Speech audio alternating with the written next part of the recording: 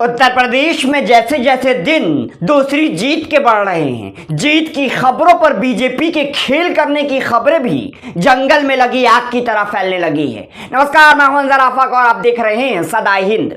उत्तर प्रदेश की राजनीति में चुनाव के दौरान वो धाकड़ बयानबाजियां याद कीजिए जो बीजेपी के कैबिनेट से बागी होकर समाजवादी के साथी हो गए, और तो और खुद को नेवला बताते हुए बीजेपी को मौका मिलते ही सफा चट कर जाने की बात जो स्वामी प्रसाद मौर्य कर रहे थे। उन्होंने इस बार बीजेपी की जीत पर एक बार फिर बड़े आरोप लगाते हुए बीजेपी के चुनावी मैनेजमेंट के तहत आने वाले ईवीएम मैनेजमेंट सेल पर आरोप लगाते हुए कहा है कि यूपी के चुनाव में जीत जनता की देन नहीं बल्कि ये जीत ईवीएम की देन है। स्वामी प्रसाद मौर्य समाजवादी पार्टी के छतरी तले भले ही फाजिल नगर की सीट से पूर्व मंत्री जी चुनाव हार गए हो, लेकिन बीजेपी को बेनकाब करने की शपथ ले चुके स्वामी प्रसाद मौर्य सूबे में अपनी हार के बाद बीजेपी को किसी भी तरह से रियायत देने के मूड में नहीं है। अब जिस वार के साथ स्वामी प्रसाद मौर्य बीजेपी पर हमलावर हो चुके हैं, उसके सीधे निशाने पर योगी आदित्यनाथ की जीत है।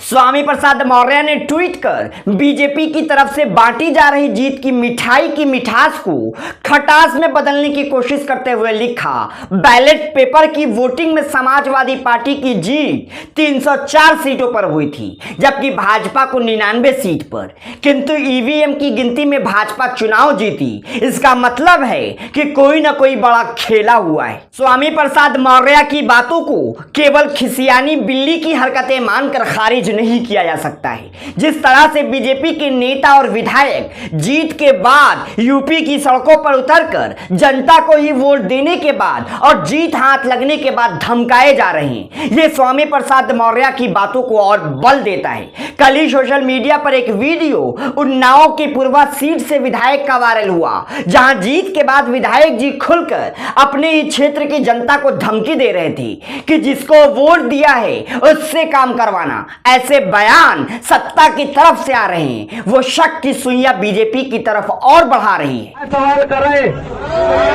मीडिया लोग हो तो चलाओ, जिसको वोट नहीं दो जेका वोट दो, क्या सवाल करो जाए, सही बात की नहीं। अब कोई भी हमारे फेसबुक आईडी पर, हमारे समर्थक के फेसबुक आईडी पर कमेंट न करना, कमेंट न करना कतई। कमेंट करोगे तो कमेंट का जवाब कमेंट से ठीक ठाक अब मिली।